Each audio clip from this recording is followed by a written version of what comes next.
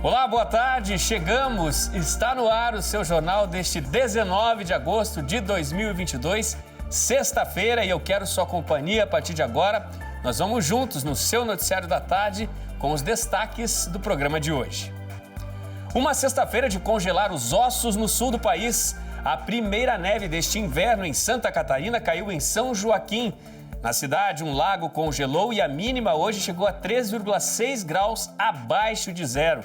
Teve nevoeiro, estradas congeladas e em Bom Jesus da Serra, também em Santa Catarina, foi registrada a temperatura mais baixa no país hoje, 6,4 graus negativos. Uma chamada muito importante aos pais para a vacina. Amanhã, sábado, é dia D de vacinação contra a poliomielite e de multivacinação. A meta é fechar lacunas e completar a caderneta vacinal de milhões de crianças e adolescentes com até 15 anos de idade, de norte a sul do país. No encontro de visitantes com o Papa Francisco, uma devota brasileira levou ao Santo Padre no Vaticano um presente inesperado e bem brasileiro que ela escolheu para o Papa justamente após ouvir uma brincadeira de Francisco sobre o Brasil. Já já eu te conto que presente foi este. Agora, as imagens fantásticas de um vulcão em erupção da Islândia atraem centenas de turistas de vários cantos do mundo, decididos a encarar a aventura perigosa para chegar pertinho da cratera em erupção. E ainda, o coração de Dom Pedro I, é isso mesmo, o coração do imperador brasileiro, guardado como relíquia na cidade do Porto, será trazido de Portugal para o nosso país. Uma viagem inusitada que faz parte das comemorações de 200 anos da independência do Brasil. Fique ligadinho com a gente, o Pauta Aberta desta sexta-feira já começou.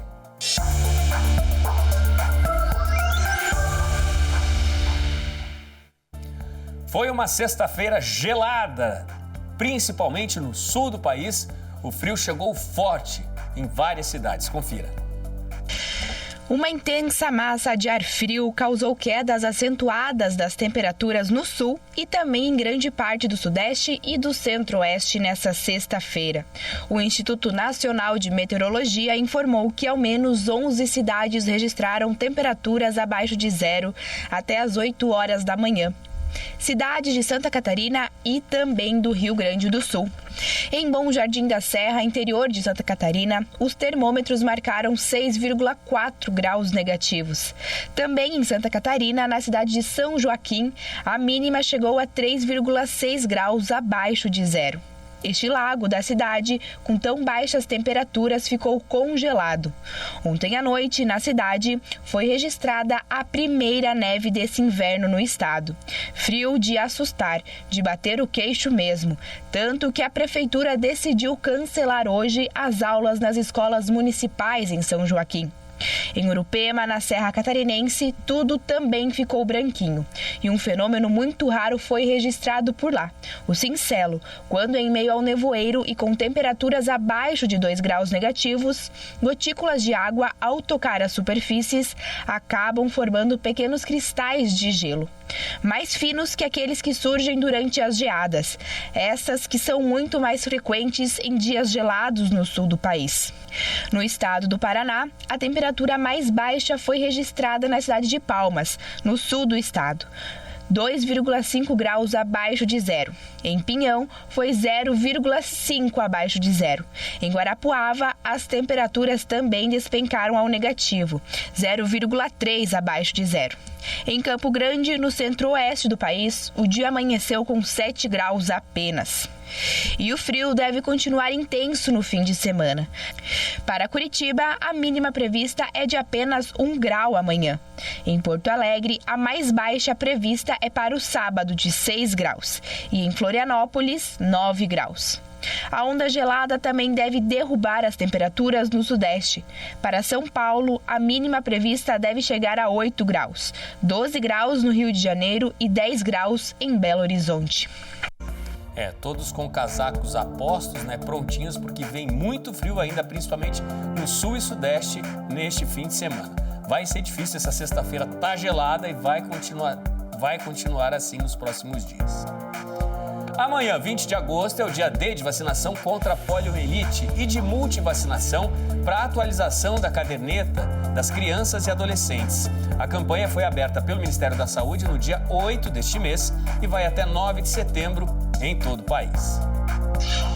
A ação envolve a aplicação de vacina contra pólio e doses das 18 vacinas que compõem o calendário nacional de vacinação da criança e do adolescente. A imunização contra pólio é destinada a menores de 5 anos.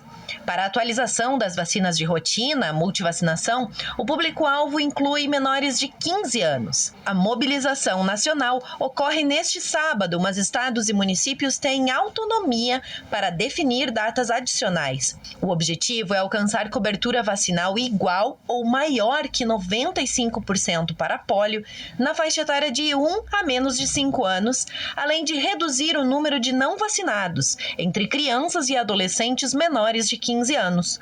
O Ministério da Saúde destaca a necessidade de obter alta cobertura vacinal para que doenças erradicadas como a poliomielite não voltem a ser registradas no país. No mundo todo, as coberturas caíram durante a pandemia de Covid-19. Segundo as autoridades de saúde, a atualização da situação vacinal aumenta a proteção contra as doenças imunoprevisíveis, evitando a ocorrência de surtos e hospitalizações, sequelas, tratamentos de reabilitação e óbitos. A imunização contra a Covid-19 também está em andamento e as vacinas poderão ser administradas de maneira simultânea com as demais do calendário nacional na população a partir de 3 anos.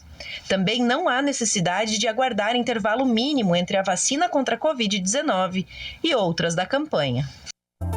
E neste contexto, o Ministério da Saúde também está em alerta e faz esforços para ampliar a vacinação contra o sarampo, porque já há surtos registrados da doença nos estados de São Paulo, Rio de Janeiro e também no Amapá, uma situação muito preocupante com o avanço de casos de sarampo, em várias regiões brasileiras. A gente continua falando de saúde, isso porque um estudo mostra que as sequelas da Covid-19 atingem aproximadamente 65% dos brasileiros. Muitos ainda sofrem, por exemplo, com a perda do olfato ou paladar. O estudo foi feito por pesquisadores da Universidade Federal de Pelotas, no Rio Grande do Sul, em parceria com a Abrasco, Associação Brasileira de Saúde Coletiva, e uma organização de saúde pública internacional. Os resultados são baseados em dados de registros telefônicos com 9 mil entrevistados no país. Divulgada em abril, a pesquisa foi batizada de Covitel, Inquérito Telefônico de Fatores de Risco para Doenças Crônicas Não Transmissíveis em Tempos de Pandemia.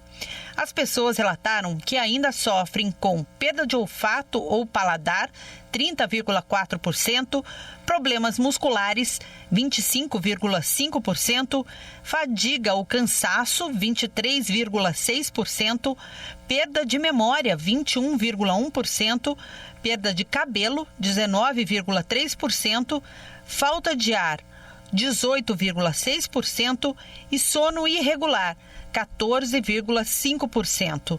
Ainda segundo a pesquisa, 4,8% dos entrevistados não tomaram a vacina contra a Covid-19. Quase 30% dos não vacinados disseram que não foram imunizados por não acreditarem na eficiência da vacina. E ainda falando sobre a Covid, pelo menos 80 mil turistas estão presos em Hainan, uma província que fica no extremo sul da China, após um surto de Covid-19 colocar a ilha, considerada o Havaí chinês, em estrito lockdown para conter o avanço de casos de Covid-19. As medidas foram implementadas após testes de rotina identificarem 483 casos positivos na cidade balneária de Sanya, em um único dia. No último fim de semana, o governo ordenou o cancelamento de todos os voos para a região e o isolamento dos turistas em seus respectivos hotéis. Bares, restaurantes e spas foram fechados e o acesso às praias foi proibido desde segunda-feira. Ainda no fim de semana, a vice-premier da China, Sun Chunlan, visitou a ilha e pediu melhor coordenação de recursos e medidas firmes e decisivas para zerar a transmissão comunitária. Ela também solicitou que líderes locais acelerem a construção de hospitais de campanha e apresentem um plano para converter hotéis em centros de quarentena centralizada, além de otimizar a coleta e a testagem de amostras.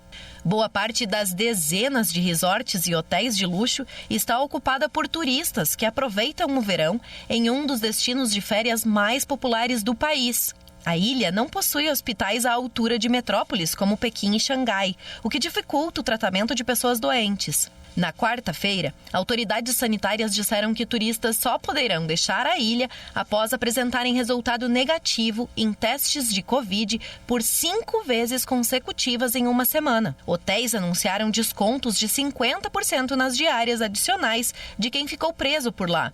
Mas até agora não há nenhuma palavra sobre perdoar a dívida dos turistas que não podem arcar com os gastos extras. Desde 2020, a ilha era considerada um modelo de gestão da doença e jamais chegou a registrar mais de 12 casos diários de Covid, além de um peso financeiro indigesto para quem não consegue sair.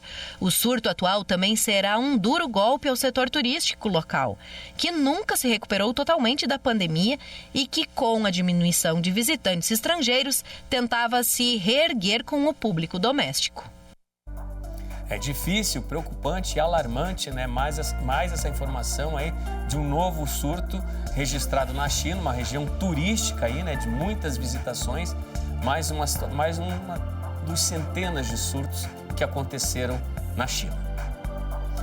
Bom, da China a gente vem aqui para o interior do Brasil, isso porque as crianças das escolas públicas de Maringá, hoje, para complementar as lições em sala de aula, aprendem um pouquinho mais sobre a história e sobre lugares importantes da cidade durante uma atividade mais do que especial.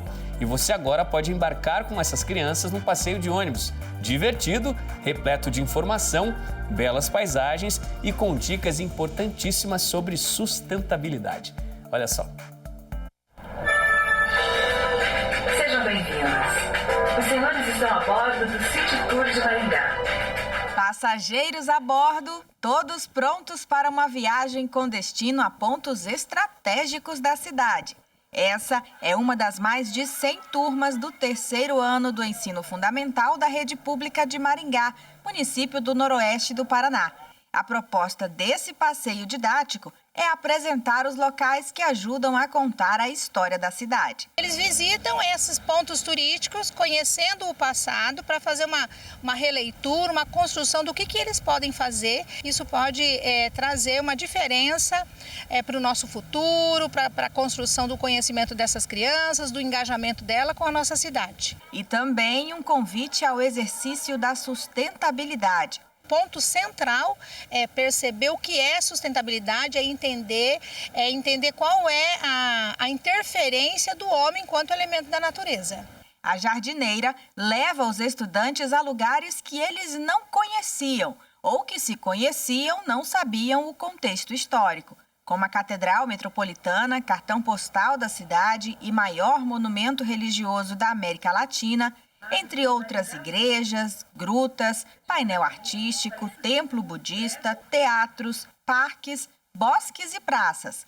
E em todos eles, aprendem um pouco sobre a construção de cada lugar. Bom, gente, estamos chegando aqui na Praça do Peladão, aonde se encontra o Monumento ao Desbravador. Ele está nu, representando a simplicidade como os pioneiros chegaram em Maringá. Os olhares curiosos e atentos entregam a empolgação com o passeio. E mesmo com a timidez, não escondem a alegria em poder desbravar a cidade. Muito legal, adorei passear com meus amigos. Você já tinha conhecido esses pontos da cidade antes? Nunca. Eu gostei desse aqui, por causa do ônibus, é legal, por causa do Parque do Japão também. Foi muito legal, porque eu nunca tive um passeio e eu gostei muito desse, porque principalmente esse eu vi as pinturas e eu achei muito artístico que eu gostei. Quantas oportunidades legais, né? A essa criançada num simples passeio de ônibus pela cidade. Ali juntas e se divertindo, elas têm contato direto com a arte, com muito a respeito da história da cidade, passear de ônibus e conhecer um pouco mais sobre Maringá, sobre a história de Maringá. Agora vamos para o Vaticano, isso porque o encontro de uma devota brasileira com o Papa Francisco está dando o que falar. Muito atenta a todas as declarações do Santo Padre e ao recordar de declarações passadas dadas por ele, ela não teve dúvidas. Preparou um presente mais do que especial para entregar para Francisco. Olha só. Essa foto é para guardar e provar um feito de uma brasileira no encontro com o Papa Francisco no começo do mês. Tá vendo no detalhe o que ela carrega em mãos e entrega para ele? Uma garrafa pequena de cachaça, legítima de Minas Gerais. Cristina é o nome dela, uma assídua participante de grupos de jovens de Maria. Ela lembrou de um episódio do ano passado, envolvendo o Papa Francisco e um padre brasileiro. Buonamente salvezza. Troppo cachaça e niente preghiera.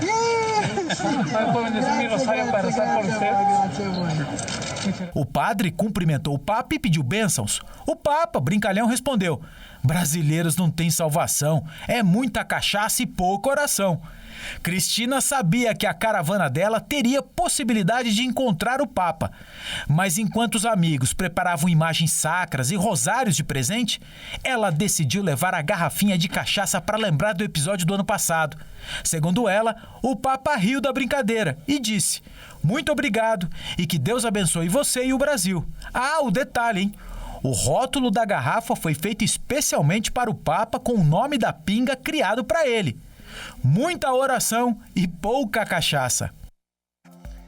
Um presente único, né? E mais do que especial, preparado com todo carinho aí para o Papa Francisco.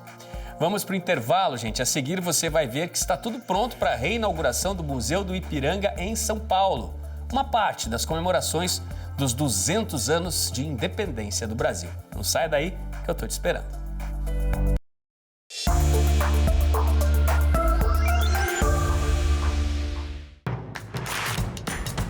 Não perca mais nenhum vídeo da TV Evangelizar. Inscreva-se agora.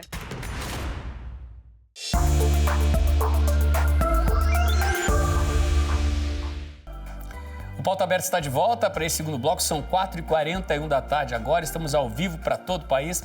A você de casa, sempre ligadinho com a gente na TV Evangelizar. Muito obrigado pela sua companhia.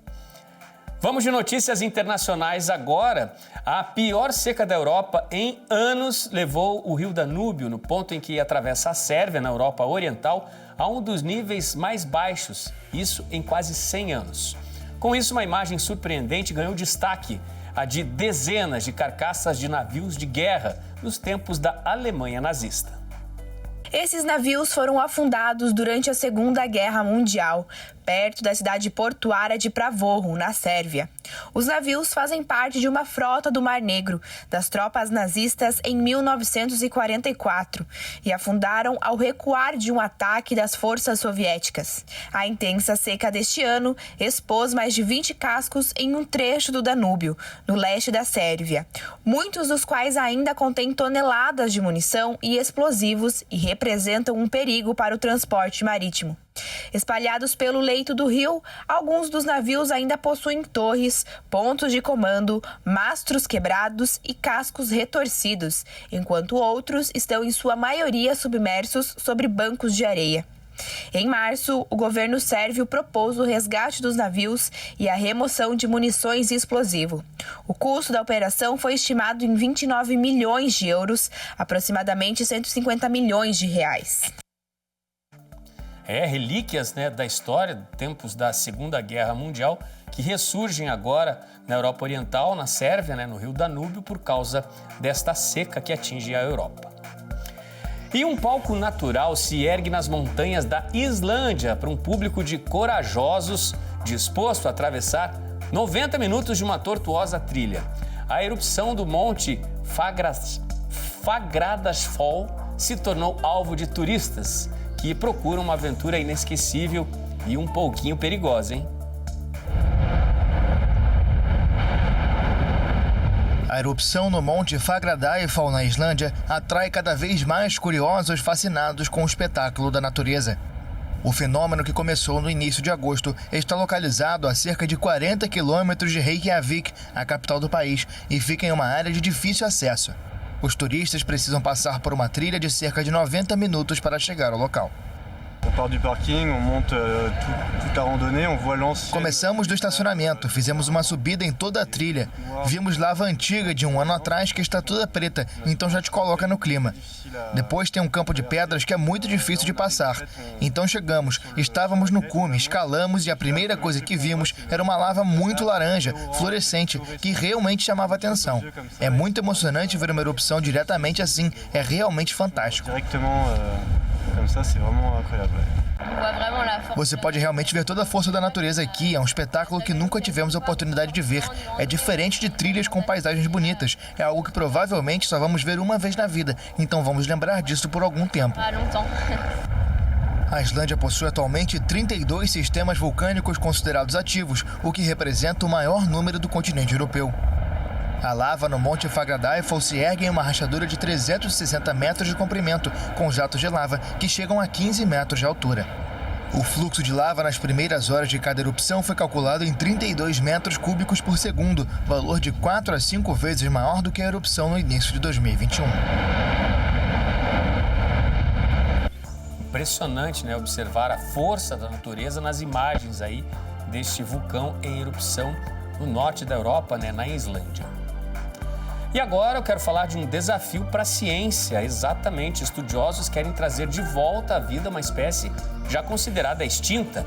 Parece missão impossível, não é mesmo? Mas cientistas, estudiosos, geneticistas buscam a ressurreição do chamado tigre da Tasmânia, extinto há quase 100 anos. Através de avanços da genética e também da recuperação de DNA, os pesquisadores australianos acreditam que a técnica possa ajudar na preservação também de animais atualmente ameaçados de extinção. Pesquisadores da Austrália e dos Estados Unidos estão embarcando em um projeto multimilionário para trazer de volta o extinto tilacino, também conhecido como tigre da Tasmânia ou lobo da Tasmânia. O último da espécie deste carnívoro morreu na década de 1930. A equipe por trás do projeto afirma que ele pode ser recriado usando células-tronco e tecnologia de edição de genes. O primeiro tilacino pode ser reintroduzido na natureza daqui a 10 anos, se tudo der certo. Outros especialistas são céticos e sugerem que a desextinção é apenas ficção científica. O lobo, ou tigre da Tasmânia, pelas listras nas costas, era um mamífero australiano que cria seus filhotes em uma bolsa, mais ou menos como o canguru. O grupo de cientistas australianos e americanos pretende pegar células-tronco de uma espécie de lobo viva com DNA semelhante e, em seguida, usar a tecnologia de edição de genes para trazer de volta a espécie extinta, ou algo bem próximo dela. Em 1999, o Museu Australiano começou a levar adiante um projeto para clonar o animal. E várias tentativas foram feitas com periodicidade desde então para extrair ou reconstruir um DNA viável de amostras. Mas o projeto não obteve sucesso. É um desafio daqueles, né, para os cientistas. Bom, gente, vamos agora falar sobre o VEM 2022, a última audição regional, chamada audição classificatória do Voz Evangelização e Música, está marcada para amanhã em Maringá, a partir das 7 horas, no auditório João Paulo II, isso com transmissão ao vivo aqui da TV Evangelizar. Você vai acompanhar em detalhes. É uma produção da TV Evangelizar que está percorrendo todo o Brasil numa caravana com mega estrutura. E por isso, vamos agora, ao vivo, para Maringá, conversar com o nosso repórter Sérgio Júnior. Sérgio, boa tarde para você, excelente trabalho aí, espero que esteja tudo tranquilo nessa correria da caravana que vocês percorrem pelo Brasil. Que surpresas nos aguardam para mais essa audição classificatória amanhã aí na cidade de Maringá?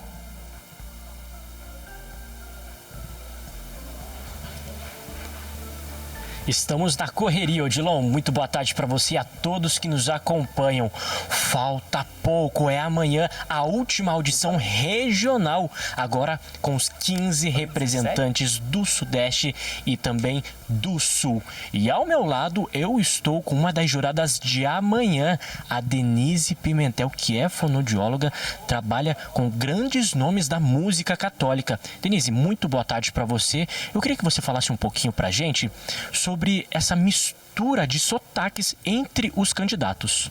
Boa tarde, é uma alegria estar aqui e também estou ansiosa para ver esse pessoal lindo cantando. É uma alegria também trazer e somar a fonoaudiologia, que é uma ciência onde une a arte e também a música, e amanhã junto com a espiritualidade. Essa diferença de sotaque, eu comparo um pouco assim, como seria nós todos loiros, ou todos ruivos, ou todos morenos. Então, a música, dentro da voz falada, dentro do sotaque, já tem essa mistura de música, como se fosse vários estilos diferentes, como o rock, o samba, o pop, e a gente vai ajustando a cada língua um pouco mais, uma língua com mais fonema, um pouco mais com o dorso da língua, ponta, enfim, esses ajustes diferentes que traz essa musicalidade, que traz essa beleza, esse brilho nessa união amanhã à noite. Denise, como trabalhar com um nervosismo em cima daquele palco? Não é fácil, viu? Não é fácil, ainda mais após pandemia, porque todo mundo está com o seu sistema nervoso autônomo um pouquinho alterado, né? Todo mundo traz um pouquinho de angústia, de ansiedade, de medo, e que amanhã também demonstrar, assim, a sua capacidade. Mas nós estamos aqui para colher, cada um esconde um tesouro. Uns são mais lapidados, outros menos, mas todos carregam um tesouro. É só ter essa certeza que Deus ama todos e que Deus dá dom para todos. Antigamente eu ouvia muito assim, né? Antes de entrar na fonoaudiologia, que quem nasce cantando, ok, e quem nasce que é desafinado e que não canta, que não, né, é taquara rachada pro resto da vida. E a fonoaudiologia veio para mostrar que não é bem assim, a gente consegue ajustar, melhorar dia a dia, e quem amanhã não passar, terá outra oportunidade. Nós estamos aqui todos amanhã para poder evangelizar.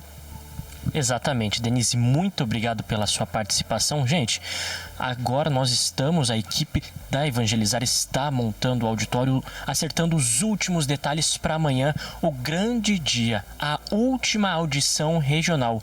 Você que é de Maringá ou região metropolitana, até de Londrina, gente, venha, é no auditório São João Paulo II, em Maringá, às 7 horas da noite, ao vivo. Você que é de Curitiba, venha pra cá também, venha acompanhar, é ao vivo, gente, é aqui na TV Evangelizar. E não esqueça também do Instagram, Evangelizar TV, nós te esperamos. Odilon, eu volto com você. É isso aí, Sérgio, muito obrigado, valeu, excelente trabalho para vocês nesse fim de semana. Então, só destacando para você de casa, amanhã, a partir das 7 horas da noite, ao vivo aqui pela TV Evangelizar, você acompanha, né, essa terceira etapa classificatória do Festival Vem 2022, mais vários candidatos aí a garantir uma vaga para as próximas etapas que acontecem na cidade de Curitiba. Vai ser um show. Vem acompanhar com a gente. Vamos falar de futebol agora, Copa do Brasil. O São Paulo é o último semifinalista do torneio. A vaga veio ontem à noite, depois de um empate em Belo Horizonte contra o América. Veja os gols. E o tricolor paulista abriu o placar aos 23 minutos com Luciano e um belo gol. O camisa 11 do tricolor estava impossível e aos 29 minutos fez o segundo gol dele e o segundo gol do São Paulo na partida. O jogo parecia controlado, até que depois de uma disputa de bola na área, o VAR chamou o árbitro e marcou o pênalti. Na cobrança, o Wellington Paulista descontou. O gol animou a equipe mineira, que no início do segundo tempo empatou com o Everaldo. Com o empate, o São Paulo se classificou para as semifinais da Copa do Brasil de 2022. Na próxima fase da competição, o tricolor paulista enfrenta o Flamengo.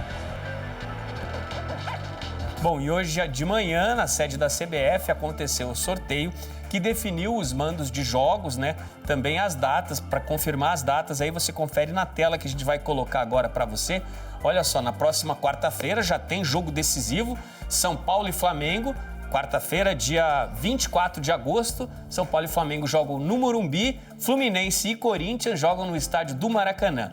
O jogo decisivo é 14 de setembro. Aí Flamengo recebe o São Paulo no estádio do Maracanã e o Corinthians recebe o Fluminense na Arena Itaquera, em São Paulo. A gente continua a falar de futebol, tem muita bola rolando no fim de semana, né? É a 23ª rodada do Brasileirão que começa amanhã com jogos importantes, hein? Veja só. Amanhã às 4h30 da tarde no estádio do Mineirão, o Atlético Mineiro recebe o Goiás. Às 7 horas da noite no Maracanã tem Fluminense e Coritiba. Domingo às 11 horas da manhã no Alfredo Giacone, o Juventude enfrenta o Botafogo. Às 4 horas da tarde no Allianz Parque, no confronto mais esperado da rodada, o Palmeiras enfrenta o Flamengo. No Nabi Abichedi, às 6 horas da tarde, tem Bragantino e Ceará. No mesmo horário, na Arena Castelão, o Fortaleza recebe o Corinthians. E no Antônio Ascioli, tem Atlético Goianiense e Cuiabá. E na Arena da Baixada, o Atlético Paranaense enfrenta o América Mineiro. Ainda no domingo, às 7 horas da noite, na Vila Belmiro, tem o Clássico Paulista, Santos e São Paulo. Na segunda-feira, às 8 horas da noite, no estádio da Ressacada, o confronto entre Avaí e Internacional fecha a rodada. Hoje, 19 de agosto, é Dia Nacional do Ciclista, uma data que passou a fazer parte do calendário oficial no país desde 2017, após a aprovação de um projeto no Congresso Nacional. O Dia Nacional do Ciclista é comemorado no dia 19 de agosto desde 2017. Essa data foi definida através da Lei Nacional em memória ao ciclista brasiliense Pedro Davidson, de 25 anos, vítima do trânsito brasileiro. Ele foi atropelado em 2006 enquanto pedalava na capital federal. A data também é um convite a uma reflexão das atitudes que cada um de nós toma diariamente no trânsito. Tornamos o trânsito do nosso país mais seguro mediante nossas ações. O Dia Nacional do Ciclista é importante para promover o uso da bicicleta, um meio de transporte sustentável e viável. É preciso lembrar que não apenas os esportistas, mas também muitos trabalhadores usam a bicicleta e precisam trafegar com segurança e respeito. Além dessa questão do trânsito, o Dia do Ciclismo também é celebrado como uma data de confraternização entre os ciclistas. Entre os frequentadores do ciclismo, há brincadeiras e muitos exemplos de parcerias destes que, a partir da bike, buscam uma forma mais leve para viver, contemplar a natureza e ter melhor qualidade de vida: o cicloturismo. Muitos têm usado esse meio sobre duas rodas para conhecer a região e, assim, movimentar a economia e gerar empregos. Os cicloturistas valorizam a região e o que está perto da gente. Na celebração dos 200 anos da independência do Brasil, está sendo programada uma viagem inusitada, a do coração de Dom Pedro I. O imperador brasileiro terá o coração trazido de Portugal para o Brasil. É isso mesmo, a relíquia do monarca, muito bem preservada, foi emprestada ao governo brasileiro e chega domingo aqui ao nosso país. A viagem do coração de Dom Pedro, que foi emprestado ao Brasil por Portugal, vai ser feita pela Força Aérea Brasileira. A primeira parada é no Palácio do Planalto. O coração de Dom Pedro I será recebido com honras de chefe de Estado, com salvas de canhão e escoltado pelos Dragões da Independência. Em seguida, o órgão vai para o Palácio do Itamaraty e fica em exibição até as comemorações do bicentenário. A viagem de volta para a cidade do Porto está marcada para o dia seguinte, 8 de setembro. As negociações para o empréstimo do coração levaram cerca de 4 meses e envolveram o governo português, a Câmara do Porto e representantes da Irmandade da Lapa, entidade religiosa que guarda a relíquia. O parecer positivo para a viagem só ocorreu depois que uma equipe de peritos avaliou as condições do órgão e garantiu que não haveria riscos. Os profissionais exigiram que o transporte seja em um ambiente pressurizado. A viagem do coração também vai garantir uma oportunidade inédita para que a população da cidade do Porto veja o coração de perto. A relíquia fica armazenada em um vaso de vidro com formol, numa urna trancada por 5 chaves dentro de um cofre na Igreja da Lapa. Neste fim de semana, que antecede o embarque para o Brasil, o coração vai ficar em exposição ao público pela primeira vez no Salão Nobre do prédio.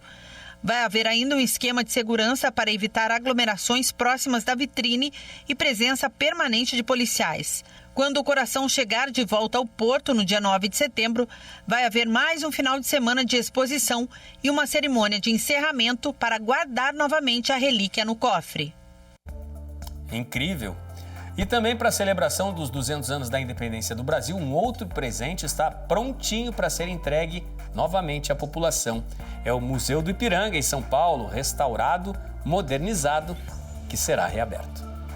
Fechado desde 2013, o Museu do Ipiranga, em São Paulo, será reaberto ao público no dia 6 de setembro, como parte das comemorações do bicentenário da independência do Brasil.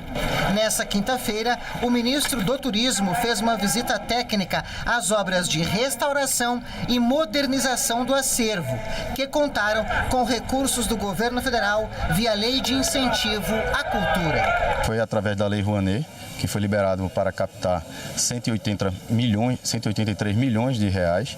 Foram captados aproximadamente 156 milhões de reais E com esse recurso que foi captado, estamos tendo aqui a obra sendo finalizada e a gente tem certeza que com esse patrimônio aqui nós iremos fortalecer cada vez mais o turismo aqui na região. O novo espaço terá sala de exposições e auditório. Também receberá novos mobiliários, projetos de iluminação e multimídia e espaços de acessibilidade. A obra aqui é uma obra excelente, um patrimônio que é inadmissível que ele fique fechado e graças a esse trabalho em conjunto, o trabalho do governo federal, junto à Secretaria de Cultura, ao IFAM, estamos conseguindo, agora no próximo dia 6 de setembro, devolver à população o que de fato é do povo. É um acervo valiosíssimo, né? Um presente mais do que especial nestes 200 anos da independência a toda a população brasileira. Tchau para você, Pauta Aberta está terminando. Um excelente fim de semana, bom descanso. A gente volta a se encontrar segunda tarde aqui no Pauta Aberta, aqui na TV Evangelizar. Até lá.